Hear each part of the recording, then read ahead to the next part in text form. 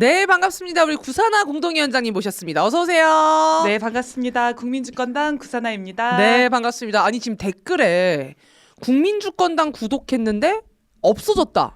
네, 일이 있어요? 굉장히 충격적인 일이 있었습니다. 아, 요새 그러니까 서영교 국회의원이 윤석열 사형 세제곱 뭐 이렇게 외치고 사실 사형을 네. 선고하라고 하는 것이 우리 법에 근거해가지고 그쵸. 주장을 하는 거잖아요. 네, 특검도 네, 네. 사형 구형을 얘기하고. 했고. 네네. 근데 윤석열 사형을 주장했다고 국민주권당 12만 채널이 어머, 삭제됐습니다. 삭제 아예? 네. 삭제? 그래서 복구가 되지 않는다고 일단 답변을 받았고요. 구글 그 코리아인가요? 네. 유튜브 관리하는 네. 여기에 저희가 줄기차게 항의를 해서 채널 복구에 좀 나서 봐야겠는데 아니 진짜 좀 공론화를 해야 될 것 같아요. 그걸로 경고받고 있는 채널들도 몇 개 있다고 하더라고요. 아니 그래서 나도 맞아요. 경고 수준인 줄 알았는데 삭제였어요? 네, 채널이 삭제가 돼가지고 지금 사라졌어요. 저희도 아침마다 구사나의 아침 인사를 네. 지금 그 채널로 중계하고 있지 않습니까? 네, 네, 네. 그래서 오늘도 중계를 하려고 갔더니 채널이 사라져 있는 거예요. 웬일이야 진짜. 아니 예전에 김건희 특검 자주 얘기하면은 유튜브에서 막 징계 먹고 그랬었잖아요. 그쵸. 쇼프행동 TV도 그러지 않았습니까? 근데 이게 괴롭힘이라고 해가지고 윤석열 사형 이 단어를 문제 삼는다는 건데 누굴 괴롭히는데요? 이건 괴롭히는 게 아니에요. 걔는 또 감옥에 들어가 있으니까 보지도 못해요. 뭘 괴롭혀. 이게 지금 미국이 자꾸 한국의 사법 주권을 침해하려고 하는 현상들이 나타나고 있지 않습니까? 네, 네, 이를테면 쿠팡 문제, 최근에도 미 하원에서 문제 삼고 있다고 언론 보도 나오잖아요. 네. 근데 이 사법 주권을 침해하는 게 쿠팡에만 국한되는 것이 아니라 윤석열에게 사형을 선고하게 하는 이 주권마저 침해당하고 있는 것이 아닌가. 구글 코리아가 의도적으로 지금 이 사안을 검열하고 있는 게 아닌가. 이게 이런 일종의 생각이 이제 듭니다. 미국에서의 온풀법 같은 거 아니에요 지금? 우리나라가 무슨 정치적인 거 얘기하면 구글에서 막 얘기하려고 하는. 네, 그리고 저는 좀 황당한 게 그 윤석열 사형 주장을 저희만 하는 건 아니거든요. 그렇죠.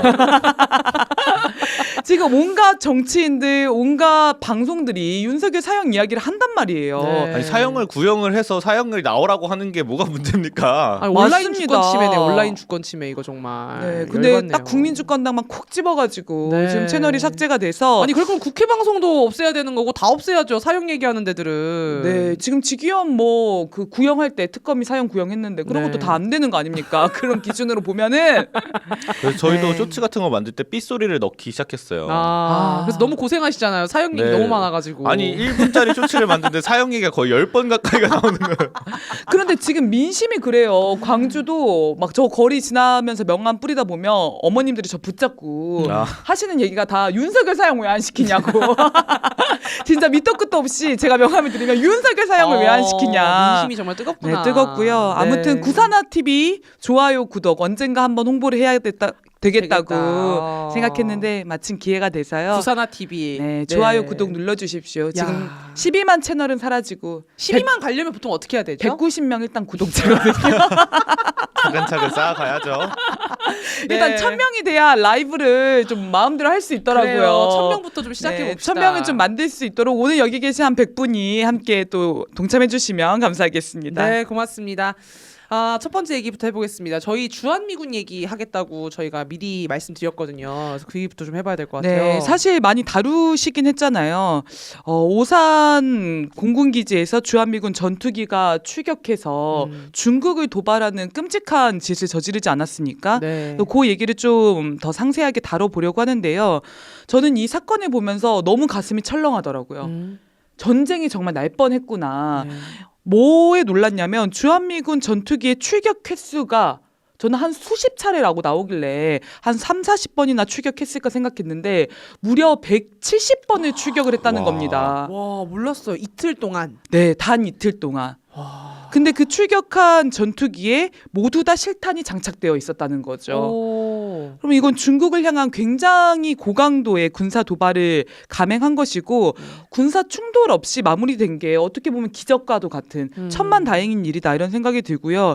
지금 이 주한미군 전투기가 출격한 평택 오산 공군기지 위치가 중국 수도 베이징에서 불과 1000km 떨어진 곳이라는 거예요. 네. 그럼 거리적으로 굉장히 가까운 거죠. 그렇죠. 게다가 한국과 중국의 방공식별구역 중간 지점까지 출격을 했으니까 오산 기지보다는 더 거리가 좁혀졌을 거 아닙니까? 네. 네. 그러니까 중국 입장에서는 자기 영공 코앞에서 실탄을 장착한 미군 전투기가 170차례를 추격을 한 겁니다. 와. 이걸 정상적인 군사훈련이라고 받아들이겠습니까? 지도 보니까 중국은 또 방공식별 구역이 엄청 작더라고요. 맞아요. 그래서 완전 진짜 앞바다까지 간 상황이었던데 깜짝 놀랐습니다. 진짜. 방공 식별구역이 작다라는 건 이제 영토 가까이에 있다라는 거예요? 네, 네네. 영공이 훨씬 이제 좁게 형성이 되어 있는 거죠. 아. 그러니까 영토랑 밀접해 있는 거예요. 진짜 위험했구나. 그러니까 중국 입장에서는 그런 생각도 들 수 있는 거죠. 이게 그냥 훈련이냐, 우리를 군사적으로 도발하는 거냐,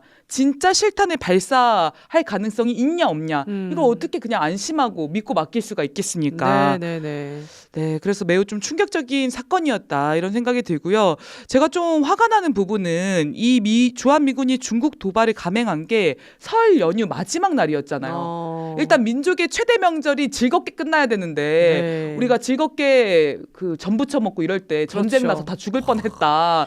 이게 너무 화가 나요. 아니 그래서 한미일 연합공중훈련을 설 연휴가 껴있으니까 좀 나중을 미루자 사실은 국방부는 이런 입장이었던 건데 그럼 한국 너네 빠져 이렇게 해놓고 미리 그냥 이렇게 설 연휴도 했다라는 거예요 지금. 네, 아. 우리 정부가 거부한 훈련을 단독으로 진행하면서 우리 정부 몰래 주한미군을 동원한 것도 너무 기가 찬 일이죠. 네. 근데 더군다나 설 연휴 마지막 날 어떤 일이 있었습니까? 정동영 통일부 장관이 북한의 대북무인기 침투 사건 이 재발한 건에 대해서 공식적으로 유감 표명을 한 번 더 했습니다. 네. 그러면서 9.19 군사 합의를 선제적으로 복원할 것이나 이런 남북관계 개선을 위해서 정부 차원에서 더 노력하겠다 이런 발표를 했어요. 그런데 주한미군은 그렇게 남북관계 개선하려고 하고 한반도 평화 증진하려고 하는 우리 정부 몰래 같은 날 중국을 전쟁 도발하고 있었던 겁니다. 야, 미쳤네요 진짜. 네, 정말 미쳤다라는 말밖에는 나오지가 않는 거고요. 네. 일전에 주한미군 사령관이 이 한국에 대해서 대한민국은 중국 앞에 항공모함이다. 그리고 주한미군의 역할을 한국에만 묶어둘 수는 없는 거다. 이런 이야기를 반복적으로 했는데 말이 아니라 행동전에 나섰다라는 점에서 더 가슴이 철렁이는 것 같고 이 정말 한국이라고 하는 하나의 주권 국가를 미군의 하나의 기지로 삼은 거잖아요. 네. 그러니까 이게 주권의 측면에서도 완전히 우리 주권이 무시당하고 짓밟혔다라고밖에 볼 수 없는 거죠. 아니 무엇보다도 우리한테 얘기도 안 하고 몰래 했다라고 하는 거는 당장 허락할 것 같지 않고 수긍할 것 같지 않고 반발이 있을 것 같으니까 사실은 몰래 했거나 아니면 간받거나 한 거 아니에요 지금? 이렇게 했을 때 이재명 정부가 어떻게 나올까?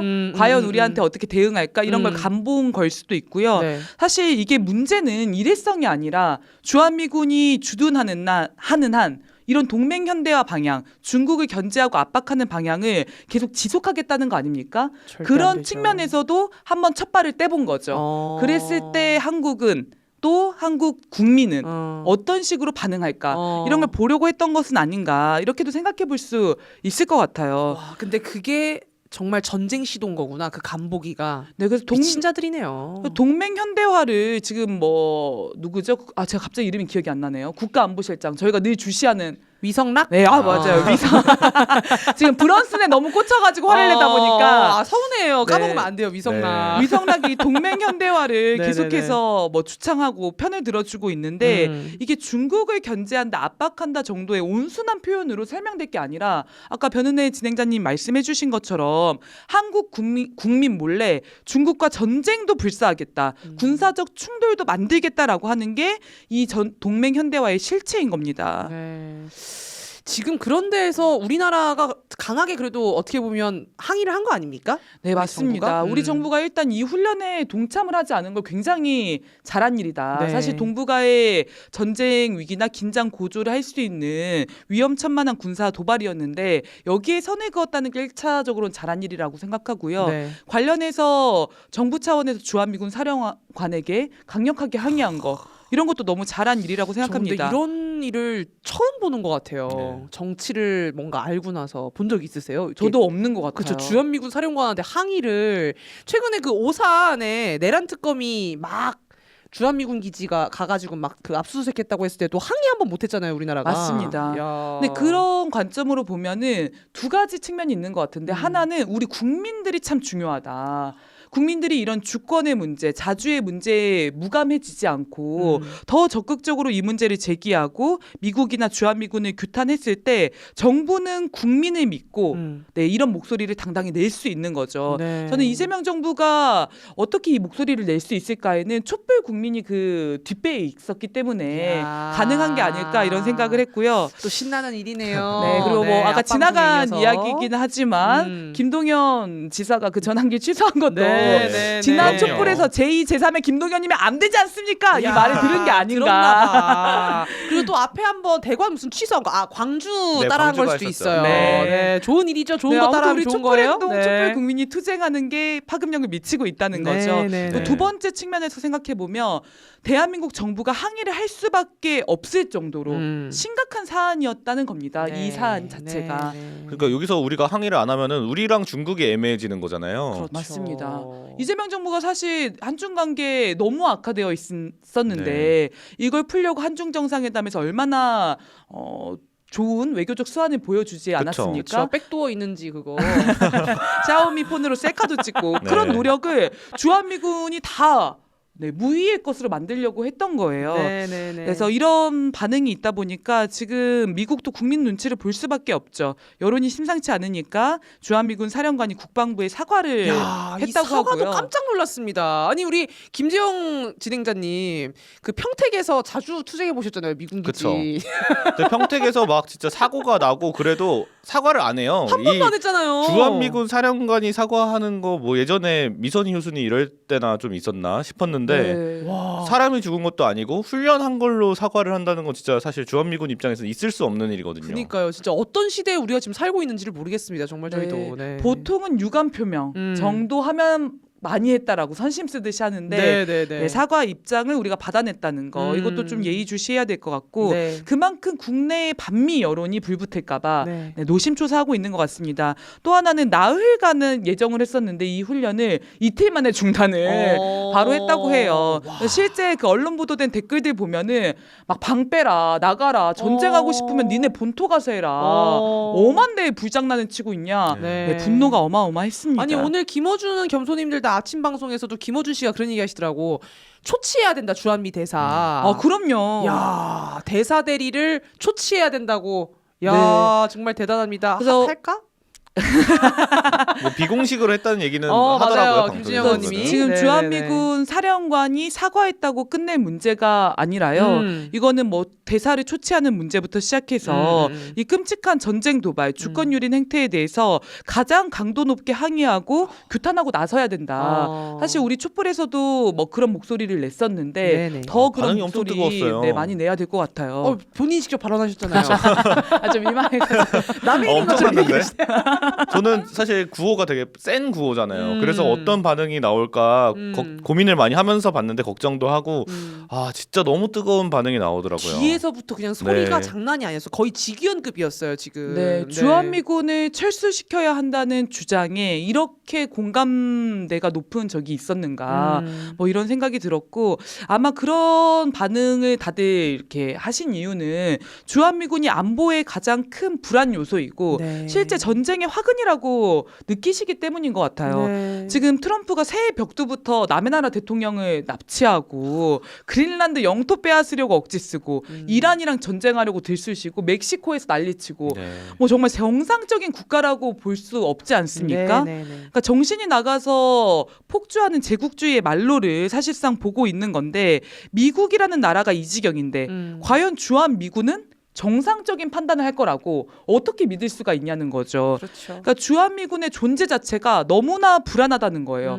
또 우리가 모르는 사이에 북한이나 중국, 러시아를 상대로 군사 도발을 감행하고 미친 듯이 폭주하게 되면 그냥 우리는 전쟁 희생양이 되는 거 아닙니까? 그렇죠. 그러니까 이제 주한미군 때문에 발 뻗고 자는 시대는 애진지게 끝났고 주한미군 때문에 잠을 잘 수가 없는 시대에 우리 국민들이 놓여 있다 이런 생각이 들어요. 그래서 말씀하신 것처럼 사과 초치 정도가 아니라 더 강하게 규탄하고 아예 훈련 자체를 못하게 해야 돼요. 네, 그리고 나가라고 해야 됩니다. 이 그렇죠. 정도 사안이면 네, 맞네요. 너네 우리 몰래 전쟁 일으키려고 했어? 우리를 죽음으로 내몰려고 했어? 너네 필요 없다. 너네가 전쟁의 방화범이구나. 방 빼라, 나가라, 철수해라. 이런 주장을 해야지만 얘네도 위축이 되는 겁니다. 그래서 그린란드에서 양키 고음 구호가 같이 막 나오는 거군요. 그 흐름에서. 네. 맞습니다. 그리고 그렇게 하지 않으면 뭐가 문제냐면 지금 북한, 중국, 러시아와 주한미군 또는 미국이 군사적 충돌을 하게 되면 어딜 가장 먼저 때리겠습니까?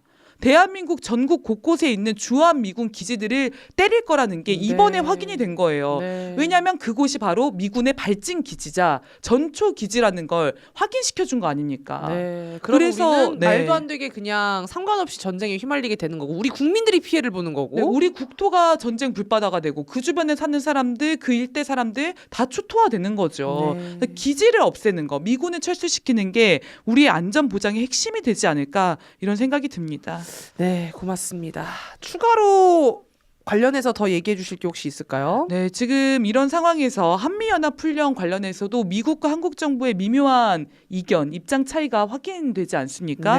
어쨌건 우리 정부는 이 북중러와 관계 개선을 해서 한반도 평화, 동북아 평화 안정을 이루고 이제 더 번영하는 국가를 만드는 게 목표잖아요. 근데 미국은 그것과 목표가 다르죠. 그러니까 계속 입장 차이가 있을 수밖에 없는 것입니다. 그런데 이 와중에 검은 머리 미국인들이 곳곳에 바뀌어가지고 왜 한미연합 훈련 해야지? 정부가 뭔데 훈련 못하게 하냐? 이런 주장을 하는 사람들이 있어요. 위성락 부류의 사람들. 위성락류. 양서류 이런 것처럼 너무 열받습니다. 마침 그런 기레기 영상이 하나 있다고 해가지고 한번 보고 가면 좋을 것 같습니다. 예, SBS 김태훈입니다. 저 합참에 질문 계속 드리겠는데요. 이 우리 군의 시대 정신이 군과 정치 거리두기 아닙니까? 그렇다면 지금 한국군이 우리 군 장교들이 한미연합훈련 거의 계획 다 세워졌는데 3월 초에 하는 거고 지금 시점이 2월 말인데 이 시점에서 훈련 줄이자라고 그런 명령이 내려오면 그 명령이 타당해 보일까요? 아니면은 정당치 않아 보일까요?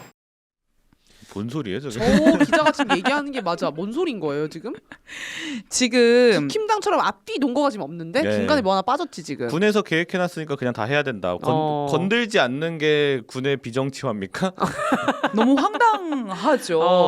그러니까 우리 군이나 미군이 훈련을 줄여보겠다 이렇게 결정한 게 아니라 정부가 정무적인 판단을 해서 개입한 거 아니냐. 그러면 군은 그걸 어떻게 받아들여야 되냐. 그 정치적 판단에 대해서 아리송하지 않겠냐. 타당하냐 정당하지 않냐. 이거를 판단해야 되는데 굉장히 헷갈리고 혼란하다 이런 얘기를 해요. 그래서 저 지금 대변인인가요? 국방부 대변인이에요? 네, 나오신 분이? 네, 앞에 계신 분은 대변인이고 보이지 않는 곳에서 이제 기자가 질문을 하고 있는 거죠. 그렇죠. 그래서 사람들이 기자 얼굴 깔아. 뭔데 이렇게 SBS 말하냐. 김태훈이더라고요. 검색하면 나오더라고요. 답변이 뭐였습니까? 답변이 이제 궁금한 거 아니에요? 지금? 답변은 못 봤어요. 그냥 이 기자의 질문만 봤는데 뭐 이제 잘 얘기했어야 될 텐데. 원론적인 얘기만 한 것 같아요. 그런데 제가 의아한 건 이런 거죠. 대통령이 군 통수권자잖아요. 그럼 대통령이 원하는 정치적 입장을 가지고 군을 통솔하는 거 아니겠습니까? 지휘하는 거죠. 그럼 한미연합훈련 할지 말지를 군 장병들이 결정해야 됩니까? 우리 정부가 한반도 평화를 위해서 정부의 대외 관계에 입각해서 이 훈련 여부를 판단할 수 있는 거죠. 그게 우리 안보의 보탬이 되겠는가, 우리 군의 보탬이 되겠는가, 이런 판단을 군 통수권자인 대통령과 정부가 하는 겁니다. 근데 그 자체를 문제를 삼는 거예요. 무슨 군벌 시대로 돌아가자는 얘기를 하고 있어요.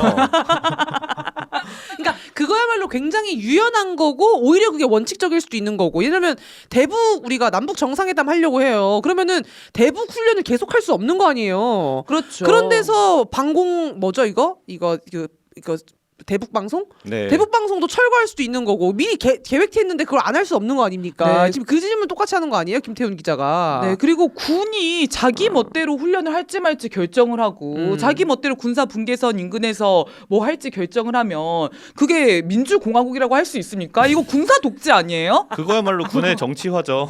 이게 박정희 군사 독재랑 다를 게 뭐예요? 저는 이게 참 기가 차더라고요. 근데 이 건을 왜 이렇게 언급을 하냐면 내란이랑 동일선상에서 자꾸 이야기를 하는 거예요. 어. 지금 시대 정신이 군과 정치를 분리시키는 거 아닙니까? 야, 악독하다. 악용하는 거네 지금. 네, 악용하는 거죠. 어. 근데 윤석열의 내라는 자기 권력을 위해서 군을 동원해가지고 어. 국민을 학살하려고 했으니까 문제인 거잖아요. 야. 이걸 같은 선상에 두고 우리 군 장병들이 얼마나 혼란하겠냐. 뭐 정당한지 아닌지 마치 판단을 해야 되는 사안인 것처럼. 그러면 판단하면 어떻게 합니까? 정부에 반기를 듭니까? 그럼 그게 군사 쿠데타잖아요. 그게 내란인 겁니다. 기가 찹니다. 그리고 야, 이게 또 이런 황당한 게 여기 영상에는 나오지 않았는데 비행 금지 구역을 다시 설정하는 것도 문제를 삼고 있습니다. 왜 한국 정부가 이거를 이제 자체적으로 설정하려고 하느냐? 근데 비행 금지 군사 구역을 왜 설정하려고 합니까? 남북 간의 9.19 군사 합의를 맺어서 이제 군사 충돌이 빈번하게 발생하는 분계선 일대에서 긴장을 낮추려고 비행 금지 구역을 약속했던 거 아닙니까? 네. 근데 지금 정부가 이 선제보건 조치를 내건 거는 윤석열이 무인기 침투시키고 대북전단 날리면서 분계선에서 긴장도를 높이고 전쟁을 시도한 거잖아요. 네. 막 이걸 아파치 헬기 막으려고 한 날리고. 거잖아요. 그렇죠. 아파치 헬기 날리고. 네, 그런 거 못하게 하려고 지금 다시 복원하는 건데 우리가 이상한 짓을 했으니까 우리의 제재 조치를 만드는 겁니다. 이런 일이 또 반복되지 않게 하기 네. 위해서. 이거에 대해서 이제 김태훈 기자 말을 또 빌리자면은 아니 하기로 했던 거고 그렇게 정해진 건데 또 바꾸면은 군인들이 혼란스러워하지 않겠냐 이제 이런 거 아니에요? 네, 북한은 왜 복원 안 하는데 우리만 복원해야 되느냐? 왜냐면 우리만 무인기를 지금 침투시켜가지고 전쟁을 도발했으니까요, 윤석열이. 야 생각할수록 진짜 웃긴 말이구나 저 앞말이. 네 그러네요. 네, 근데 알겠습니다. 이 태도도 좀 웃기지 않아요? 자기가 뭐라도 되는 것처럼 저기 국방부를 취조하듯이 말하고 있는 거잖아요. 네. 네, 아무튼 예의 주시하겠습니다. 네, 고맙습니다. 저희가 그래서 3월 9일에 예정되어 있는 한미 연합 훈련을 중단을 이제 정부에서 좀 결정을 좀 해줬으면 좋겠는데 그게 사실 미국 입장에서 좋을 것 같거든요. 그러니까 우리 정부는 사실은 중단하고 싶은 의지를 계속 드러내는 거죠. 네. 야외 실기동 훈련이라도 축소해야 되지 않겠냐 이런 주장을 하고 있는데 미국이 계속 노해서 일정 발표도 못 하고 있다는 거 아닙니까? 그래서 미국을 규탄하고 미국을 압박해서 한반도 평화를 우리 손으로 일구는 게 몹시 중요하겠다 이런 생각이 들고 한번 이미지 보여주시면요. 네. 저희가 그래서 국민주권당과 여러 단체들이 미군 기지 앞에 찾아가서 한미연합훈련 중단을 촉구하는 집회를 계획하고 있습니다. 수도권에서는 평택 미군기지 앞에 목요일 날 오후 2시에 찾아가고요. 그다음에 광주 전남 호남권에서는 군산 미군기지 앞에 토요일 촛불 전에 열심히 또 자주를 위한 목소리 내고 오려고 합니다. 네. 많이 참여해 주시고 관심 가져 주십시오. 브런슨이 사과를 하기는 했지만 사과하고 또 땡 해버리면 또 무슨 짓을 꾸밀지 모르는 인간이기 때문에 저런 투쟁이 사실은 굉장히 또 중요하겠다라는 생각이 드네요. 네. 네, 한 10분 정도 남은 것 같습니다. 네, 맞습니다. 네. 쪼이기. 네, 딱 10분 벌써 짜리. 날릴 거를 그거는 또 내일 네. 아침 방송에서 라이브가 안 되시는구나. 네, 아니, 라이브 하고 있습니다. 아, 어떻게 해가지고. 네, 일단은 또 우리 구사나 TV 구독 좋아요 많이 눌러주시면은 구사나의 아침에 못다한 이야기 들으실 수 있거든요. 네, 지금 네. 이제 하루에 10명씩 좀 늘어나고 있거든요. 지금 192명까지 제가 확인했으니까요. 네, 많이 네. 함께 해주십시오. 고맙습니다. 네, 다음 뉴스는 지금 정부가 나토의 우크라이나 우선 지원 목록이라고 하는 펄이라고 하는 곳에 가입을 검토 중이다. 이런 언론 보도가 나오고 있습니다. 이 펄이라고 하는 게 뭐냐? 나토 회원국과 참여국들이 돈을 모아가지고 네. 미국산 무기를 사서 우크라이나한테 대주는 프로그램이 펄이라는 거예요. 펄. 네. 그래서 나토 회원국들과 참여국들이 돈 모아서 미국 무기 사가지고 우크라이나 전쟁 지원을 해주는 거죠. 이게 무슨 약자겠죠? 네, 뭐 그런 것 같습니다. 근데 우리는 그렇구나. 나토가 아니잖아요. 근데 우리는 나토가 아닌데 지금 일본한테도 참여하라고 강요를 하고 우리 저- 나토가 아니지. 네. 윤석열이 나토 회의 그냥 혼자 간 거지. 그렇죠. 근데 우리한테도 그 강요를 지금 계속 하고 있다는 거예요. 그래서 이제 언론 보도가 나오기를 우리 정부가 여기에 참여할지 말지 이런 것들을 검토하고 있다. 외교부 차원에서 이런 네. 얘기가 나와서 참여해서는 안 된다 이런 이야기를 이제 많은 분들이 하시는 거죠. 좋네요. 일단은 좀 기가 찬 게 왜 우리 세금으로 미국산 무기를 구매해가지고 우리가 쓰는 것도 아니고 네. 우크라이나에 공짜로 지원을 해줍니까? 네. 아니 아니 이것도 이거는 황당하거든요. 이재명 정부 들어서는 좀 딱 끊어야 될 텐데 그렇게 끊지를 못했나 봐요. 네, 지금 이제 이재명 정부를 새롭게 압박한다라고도 볼 수가 있겠죠. 이제 윤석열 정권이 계속해서 진행해왔던 우크라이나 전쟁 지원, 네, 미국을 네, 네. 쫓아다니면서 이런 적대적 행위를 일삼았던 것을 새로운 정부에게도 강요하는 그런 국면이 아닌가라고 생각을 하고요. 러시아가 즉각적으로 반발하고 나섰습니다. 비대칭 보복까지 검토하겠다 이렇게 되면. 그러니까 훨씬 압도적인 강도로 되갚아주는 방식을 비대칭 보복이라고 하잖아요. 네. 한국과 러시아의 관계가 이 지원을 하게 되면 의심할 여지 없이 회복할 수 없는 손상을 입게 될 것이다. 네. 완전 이렇게 경고를 적대국 했죠. 관계가 되는 거죠, 뭐. 네. 근데 사실 러시아가 좀 많이 윤석열 정권 때 많이 좀 봐줬잖아요. 사실은 이재명 정부 처음 들어서서도 잘해보자고 얘기도 많이 하고 그러면은 거기에 맞게끔 좀 우리도 우리 목소리와 화답의 목소리를 좀 내야지 외교 관계가 또 사실 좋아지는 거 아니에요, 사실은? 네, 그래서 러시아 차원에서는 어쨌건 이재명 정부가 새로 들어서면서 한러 관계를 개선하고 싶어하는 의지를 드러내는 측면이 있다 보니까 그런 것들을 계속 숨통을 틔워주는 측면은 있는 것 같아요. 이를테면 이전에 했던 정부의 정책과 새로운 정부의 공식 노선과 지금 다르지 않냐. 네. 근데 우크라이나에 무기를 지원하는 건 지금 정부의 공식 노선과 안 일치하잖아. 네. 이런 식으로 좀 길을 터주는 측면이 그렇죠. 있는 그리고 거죠. 이 관련된 거는 다 윤석열 정부가 잘못한 거잖아. 이렇게 이제 얘기를 막 했잖아요. 네, 그래서 우리 정부는 러시아 그런 정부가. 측면을 잘 활용할 필요가 있다라는 생각이 들고 정부가 우크라이나에 살상 무기를 지원하지 않겠다는 입장은 계속 유지하고 있고 뭐 펄에 가담을 하더라도 간접적으로 뭐 인도적 지원만 할 거다라고 얘기는 하지만 네. 사실 이 펄 자체의 성격이 미국산 무기를 구매해서 지원해주는 프로그램이기 때문에 네. 그런 살상 무기를 지원한다는 측면을 벗어나기는 어려운 거죠. 아예 그렇죠. 가담 자체를 안 하는 게 답이다 이런 생각이 들고요. 네. 네, 최근에 그 사진 한 번만 띄워주시면 주한 러시아 대사관 건물 외벽에 승리는 우리의 것이라는 대형 현수막이 내걸렸다고 합니다.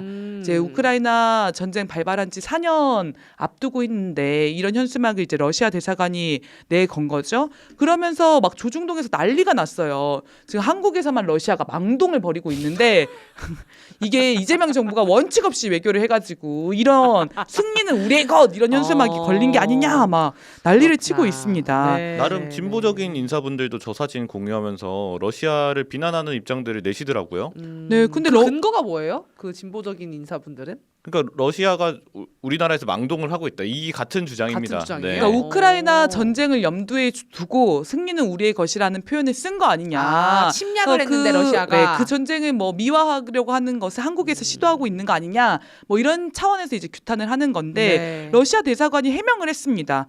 해당 문구는 제2차 세계대전 당시에 독일 나치 정권에 대항해서 싸웠던 구호라는 거예요. 실제 러시아 국민들 사이에서는 이 나치에 맞서서 싸운 그런 애국심을 같이 나누는 네. 주요한 구호로 대중적 구호로 알려져 있는 거라고 합니다. 네. 그래서 최근에 이제 외교관의 날이라든지 조국 수호자의 날이라든지 러시아가 기리는 그런 기념일들이 있었나 봐요. 그래서 그 시기를 이제 기념하면서 건 현수막이지 다른 사람의 감정을 해치려고 건 현수막이 아니다. 네. 이렇게 해명을 했습니다. 네. 그러면 사실 내용만 놓고 보면 문제 삼을 내용은 없는 거죠. 그렇죠. 근데 이걸 조중동이나 이런 데서 계속 문제를 삼고 있는 겁니다. 그렇죠. 반북, 반러, 반중 전선으로 사실은 하려고 하는 어떻게 보면 인지전 차원에서 계속 뭔가를 공격하고 싶은 거잖아요. 네. 러시아 이런 거를. 그러니까 이재명 정부의 이 국익과 주권을 지키는 실용 외교의 길을 막고 물어뜯으려고 이 사안을 지금 굉장히 큰 문제인 것처럼 침소봉대하고 있는 것은 아닌가라는 생각이 들고 아까 조선일보 그 사설에서 뭐라고 평을 했냐면 근본적으로 중러 눈치를 살피는 한국 정부의 원칙 없는 외교가 자초한 일이다. 한국을 상대로 무슨 짓을 해도 별 문제가 없을 것이라고 생각하기 때문이다. 이런 식의 논평을 했습니다. 네. 의도가 아주 빤히 보이는 네. 거죠. 뭐 중국이랑 전쟁까지 하려고 한 미국한테는 왜 이런 사설 안 쓰시는지 몰라요. 현수막 하나 건 걸로는 이렇게 난리가 나면서. 조선일보는 뭐 사설 하나 그 관련 쓰긴 했어. 그래도 한미연합 훈련은 해야 된다. 뭐 이런 거 아니었어요? 아, 역시 매국노 전쟁광 언론답습니다. 또 이제 조금 다른 측면에서 보면 네. 이제 관례적으로 기념일을 기념했다고 볼 수도 있겠지만 러시아 대사관이 의도적으로 메시지를 낸 거라고도 분석할 수 있겠습니다. 네. 그만 이제 지금 한러 관계 회복에 기로에 서 있다 이런 메시지를 낸 것이 아닌가. 우크라이나 우크라이나에 무기 지원하는 거 우리 굉장히 불편하고 이 전쟁은 우리의 승리로 귀결될 것인데 한국 정부가 자기의 국익을 중심에 두고 판단하는 게 좋지 않겠냐 이런 메시지를 내려고 했을 가능성도 있겠습니다. 네, 그걸 그래서- 읽었나 봅니다. 조선일보가. 그러니까 러시아의 망동 이렇게 이제 하는 게 아닌가라는 생각이 들고요. 일본 얘기만 잠깐 하고 그럼 마칠까요, 위원장님? 네. 네. 지금 일본이 또- 아무튼 일본이 또 한국을 도발하고 있어가지고 그러니까요. 얼마 전에 독도를 또 다케시마라고 주장하는 다케시마의 날 행사를 하지 않았습니까? 네. 그래서 원래 뭐 장관을 파견하니 뭐 어떠니 했는데 장관이 아니라 정무관을 파견하는 수준에 그치긴 했지만 네. 여기에 정부의 고위급 인사 자체가 파견이 돼서 독도 영유권을 주장했다는 게 우리로서는 용납할 수 없는 일이죠. 그리고 자민당 차원에서도 굉장히 고위급이 가가지고 이거 약간 목소리를 정확하게 입장을 낸 거다. 일본이 이걸로 가겠다라는 그렇게 네. 기사도 있더라고요. 그렇게. 그리고 최근에는 또 김창렬 가수 있잖아요. 그 DJ DOC. 네네네. 이분 저 잘 몰랐는데 무슨 독도 홍보대사를 좀 하고 있으신가 봐요. 근데 입국이 거부가 됐다고 하더라고요. 독도 왜곡을 어떻게 시키는지 진짜? 네, 현장 방문하려고 했는데 어머. 입국을 최근에 거부해서 와. 네, 독도 영유권 주장하는 게 전방위적으로 지금 강도 높게 오. 이루어지고 있다는 걸 알 수 있고 이하늘 씨가 DJ DOC 아니야? 맞아요. 맞죠? 네, 와. 지금 이하늘 씨가 좀 뭐 조이대 탄핵 이런 얘기 상당히 많이 하지 않았어요? 네. 윤석열에 대해서 막 비판하고 DJ DOC 좋은 칭찬 한번 하고 분이셨네. 갑니다. 네. 부산아 TV 구독 좋아요 눌러주십시오. 네, 근데 여기에서 또 황당한 게 음. 호적 도발이라는 걸 시도하고 있더라고요. 이게 뭐야? 그건 뭐죠? 이게 독도를 자기 본적이라고 일본인들이 자꾸 신고를 하는 거예요. 네. 옛날에 우리가 독도 우리 영유권 주장하는 이유가 실제 우리가 거주했다 이런 것들을 또 주요 근거로 주장하지 않습니까? 그래서 우리 촛불 시민분들이 독도로 이거 호적 옮기시는 운동하시는 분들 되게 많으세요. 네. 나 본거지 독도로 옮겼다 뭐 이렇게. 거기에 일본이 감명을 받았나 봐요. 아, 우리도 저걸 해야겠다. 우리도 독도를 우리 본적이라고 신고해서 국제사회에서 실제 일본인들이 거주하고 있는 것처럼 보여줘서 만약 영유권 문제가 불거졌을 때 이걸 논거로 삼아야겠다 이런 운동을 펼치고 있다는 겁니다. 네. 최근 몇 년 동안 한 120명대가 그 독도에 본적을 두는 걸로 일본인들이 신고를 하고 있다고 하네요. 네, 끊임없이 진짜 여러모로 정말 이재명 정부를 어떻게든 괴롭히려고 하네요, 진짜. 국내에서 국민 주권이 막 올라가고 있으니까 이 국제적으로 뭔가를 분산시켜 보려고 하거나 아니면 이재명 정부를 꺾어 보려고 하거나 하는데 진짜 국내에서는 내란 청산 그리고 국제적으로는 자주를 정말 되찾는 그런 역할을 촛불 시민들이 하고 있다라는 생각이 듭니다. 네, 그래서 마지막으로 하나만 덧붙이면 지금 이재명 정부가 한미일 연합훈련 노했다는 거잖아요. 네. 더군다나 다케시마의 날이라고 주장하는 그 날을 즈음해서 하는 건 절대 안 된다 이렇게 노했다는 건데 너무 잘하셨고요. 너무. 앞으로도 일본과의 군사훈련은 절대 하지 말아야 됩니다. 네. 이게 원래 당연했던 게 아니라 윤석열이 시작한 거거든요. 맞아요. 그러니까 윤석열이 당연하게 만들었던 거예요. 그래서 또 김병주 의원이 또 뜬 게 그 국회에서 어디 무슨 한미일 동맹을 얘기하냐고 막 이러면서 동맹이 아니에요 일본이랑. 맞아요. 그러니까 군사 훈련을 같이 할 이유가 없어요. 그리고 자위대가 한반도에 들어오는 것도 사실은 너무 깜짝 놀랄 만한 일인 건데 이게 또 군사 훈련을 계속했을 때 문제가 뭐냐면 네. 실제 독도를 점령하는 충격적인 행동을 감행할 수 있거든요. 아. 지금 일본이 군사주의적인 팽창을 계속하고 있는데 어느 순간 미친 듯이 폭주할 가능성이 있지 않습니까? 네, 그럼 어디를 점령하려 들겠는가? 독도일 가능성이 높겠다. 맞아요. 그래서 한미일연합 군사훈련 절대 해주면 안 된다 이런 말씀 드리고 싶습니다. 네, 고맙습니다. 오늘 구선화의 선을 넘는 사람들 방송은 여기서 마치도록 하겠습니다. 시청해주신 여러분 고맙습니다. 고맙습니다. 감사합니다.